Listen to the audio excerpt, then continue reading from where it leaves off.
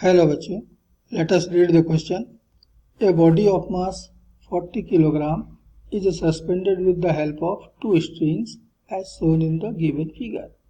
Find tension T1 and T2 in strings. तो इस question का की कॉन्सेप्ट है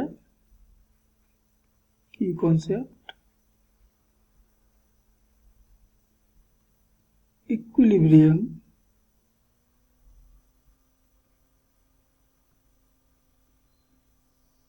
due to concurrent forces.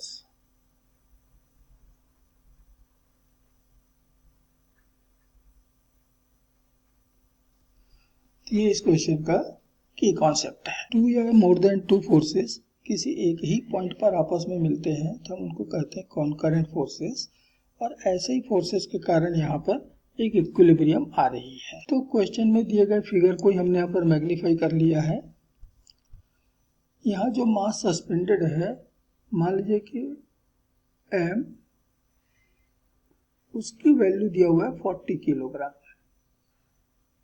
ये क्वेश्चन में दिया हुआ है। इसका वेट mg, ये तो सीधा वर्टिकली डाउनवर्ड डायरेक्शन में होगा।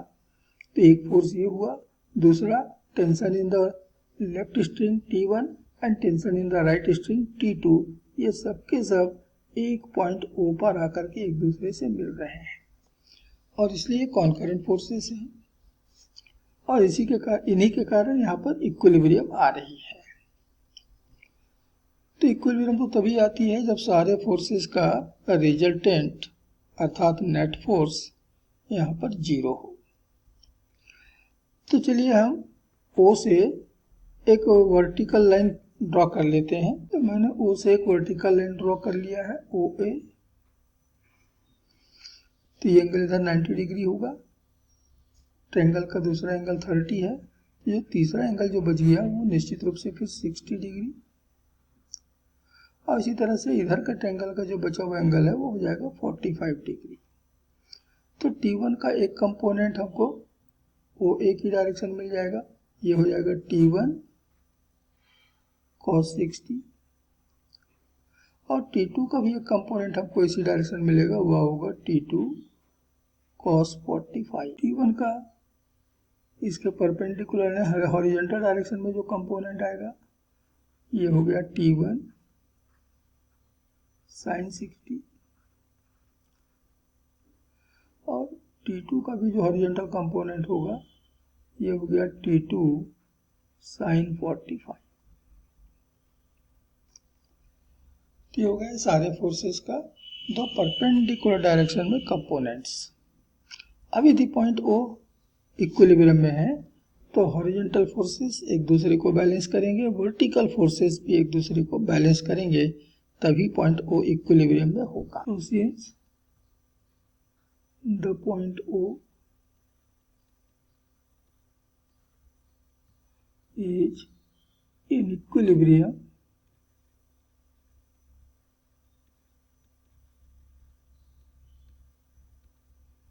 therefore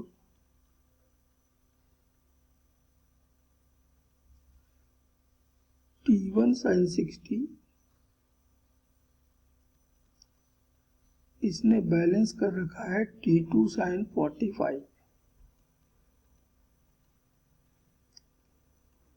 तो मिल गया T1 sin 60 होता है √3/2 इज इक्वल टू T2, और sin 45 होता है 1/√2। तो यहाँ से मैं T1 की वैल्यू कैलकुलेट कर लेता हूँ। तो T1 बराबर मुझे मिलेगा T2 इंटू 1/√2 इंटू 2/√3। √3/2 को भी ट्रांसफर कर दिया, तो √2 से कैंसिल किया तो ऊपर बच गया √2। इसका मतलब कि हुआ T2 इंटू √2/3। तो ये हमारी T1 की वैल्यू आ गई। ठीक ऐसे ही वर्टिकल फोर्सेस भी एक दूसरे को बैलेंस करेंगे। तो वर्टिकल डायरेक्शन में ऊपर की तरफ फोर्सेस हैं T1 cos 60 और है T2 cos 45। ये दोनों मिलके बैलेंस कर रहे हैं mg को। अब मैं T1 की जगह रख देता हूँ T2 इंटू √2/3 और cos 60 होता है 1/2 प्लस T2, ये हो गया 1/√2। m की वैल्यू दिया है 40 और g की वैल्यू हम रख लेते हैं 10। तो T2 लिया कॉमन, √2 से डिवाइड किया तो नीचे बच गया √2, तो √2 को भी मैंने ले लिया कॉमन, तो पहले से बच रहा है 1/√3 और दूसरे से 1 इक्वल टू 400। तो T2 अपॉन √2 ये हो गया √3 plus 1 upon √3 equal to 400 and therefore T2 is equal to 400 into √2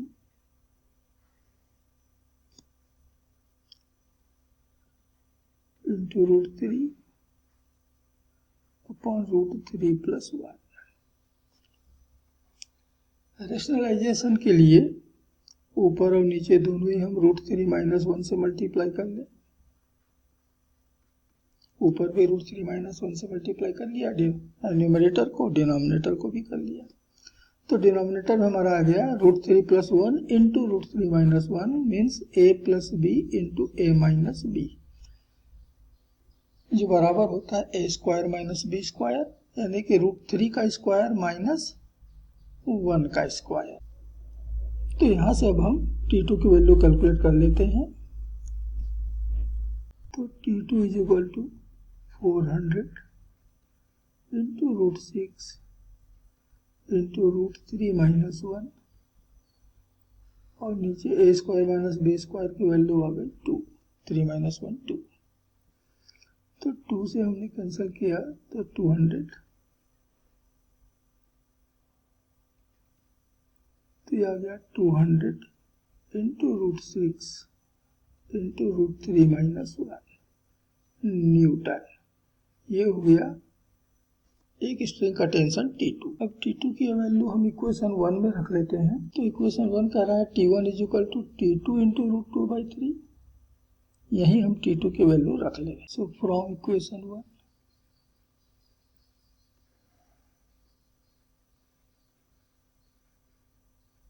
T1 ये बराबर है T2 इंटू √2/3। तो T2 की वैल्यू मिली है 200 इंटू √6 इंटू √3 माइनस 1 इंटू √2/3। तो √3 से काटा तो हो गया √2 और √2 इंटू √2 ये हो गया 2 और 2 इंटू 200 तो ये हो गया 400 और बचेगा √3 माइनस 1 न्यूटन। तो हमारे दूसरे स्ट्रिंग का टेंशन आ गया। तो जो टेंशन T1 और T2 हैं उनके आंसर हमको मिल रहे हैं रिस्पेक्टिवली 400 √3 माइनस 1 न्यूटन, ये T1 की वैल्यू, और T2 की वैल्यू मिला है 200 into √6 into √3 minus 1 in newton. और ये हमारे इस क्वेश्चन के फाइनल आंसर्स हैं। Hope you understood it well. Best of luck.